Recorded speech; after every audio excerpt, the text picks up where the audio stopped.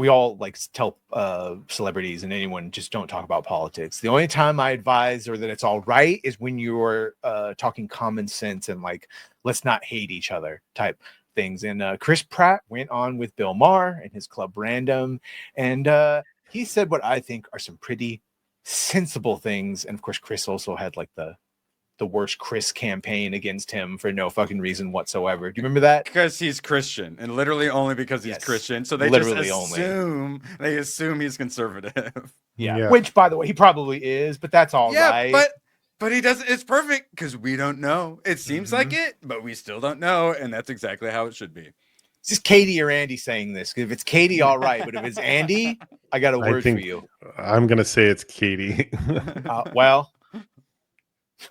In politics, you inherit enemies, and when you jump on the bandwagon with who is the most divisive president ever, it makes sense that you're going to be made to look terrible, and so I don't know what to believe, because it's not like I sit with Bobby and I go, so hey, let's talk about this. Let's talk about it. So they're in full context. They're talking about RFK, and I guess through his marriage to Catherine Schwarzenegger, they're obviously related. And like he says, he knows him in the context of family dinners, and that he's always had a very good experiences with him. But it's like we're just playing cards or playing Mafia or having fun or having dinner. I'm not going to pick his brain to find out exactly which of those things are true. I just kind of assume that none of them are.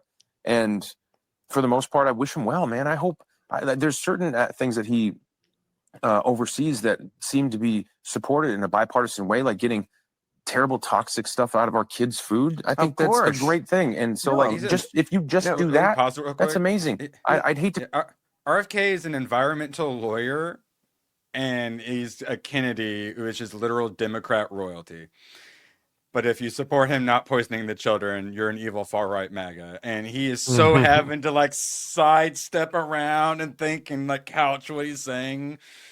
It sucks. RFK was literally Overton Democrat time. Jesus until he fucking realized the reality that he wasn't going to win, but he cared enough about the things he was talking about to go over to And now he has to like be so careful. Just say, I like the guy, and I think maybe he's doing some good things. It's like when we talk about Superman, I have to explain that I don't want the Snyderverse review. I got to make all these fucking mea culpas and opening things that you listen to what I'm actually fucking saying. Be so mired in hatred for the president that any success from his administration is something I'd be having an allergic reaction to. To be like, oh, well, if they do it, I don't want it to happen. I'll put Clorox in my children's cereal myself. It's like, come on, be reasonable here. There's certain things that would be a good thing to have. I want them all to be successful. Yeah. He nailed it with that ending. Yeah. Like, yes. I don't care who the president is. I just want America to succeed. Like that. That's how you say it. I would like America to succeed. I was not a fan of Joe Biden. I did not want us to do worse. I want, fuck it. Spiting cutting off your nose to spite your face is not a good decision. I do like when commies fail, though. Yeah. To be fair. Or if you're Rossi and it's like gangrene, you have to cut it off to save the rest of the face. That makes sense. Shout out Jake. I know who you are. He gave the KO. Is it like a hippo doing a KO? Yeah, or it looks like the hippo doing the KO. They use like actual food substances to die instead of all the number 3 and 4s that all. Yeah. And let's maybe not preserve things with mercury. If you, and the things that go right through the blood-brain barrier. If you listen to any of the long-form interviews that Robert Kennedy or Bobby, as us trying to sound young, will call him, when he was on Rogan, he was talking about the fact that he was an environmental lawyer, as everyone was talking about. He cared only about the pollution in waterways and American cities and the Hudson River and shit like that. And it wasn't until a lady basically who had been writing him talking about her daughter who had no autism and then took a bunch of vaccines and had all the fucking autism and had done all the work and had a stack of papers and found his house. This would be alarming to anyone else. Found his house and was on his porch with the stack. She goes, I'm not leaving until you read this literature. And he did. And he's been on a crusade against vaccines ever since because it was so fucking damning. I don't know how you wouldn't like that. Everyone was happy until, again, he went over to work with Trump, and that just... Trump! Yeah. James Gunn! This is just a hot topic.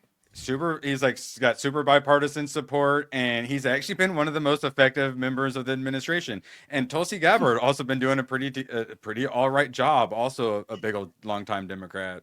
Shout out Gabby. It says, So yeah, cool. So Trump brings in all these bipartisan people, actually like has both sides, while the Democrats he's trying to divide us, but he's literally putting long lifetime Democrats in charge of things, for Christ's sake. Yeah, what did he say? He did say some more. It's right here. And this is kind of what the whole thing about they lie. They all lie. So here, in the context of having family dinners with them, politics is a nasty business. There's a certain level of this in Hollywood, because I've seen it in Hollywood, how the person you are can be such a contrast to the person that people are being told that you are. And you can go, wow, that perception is pure fiction. And sometimes with myself, millions of young people are fed that, and I'm not there to defend myself, nor am I going to jump in and be mired in this stories. Hey, he recited the Bible, and then he drops Proverbs 26:20. For lack of wood, the fire will go out. So somebody tweeted something, it's not real, and 300,000 people liked it, and I'm going to shine a light of 70 million people onto this. And Maher basically told the anecdote that, like, yeah, all the time you hear yourself in the news media depicting something, you go, well, I know me, that was full of shit. So if they're lying about that, who was that? Oh, Bill Murray on Joe Rogan, when he was talking about homeboy from Fear and Loathing.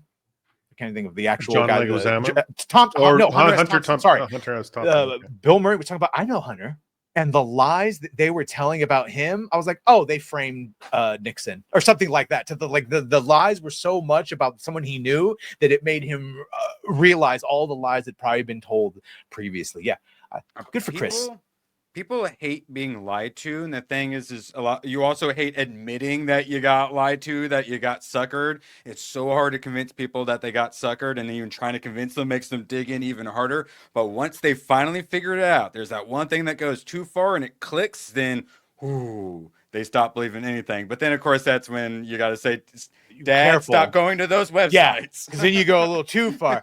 I'm a radiology administrator, and you have to get the flu shot every year, even though I don't need it. I've never had the flu. I have not had the flu shot in over 20 years, and I've never had, I have not had the flu since I was 14.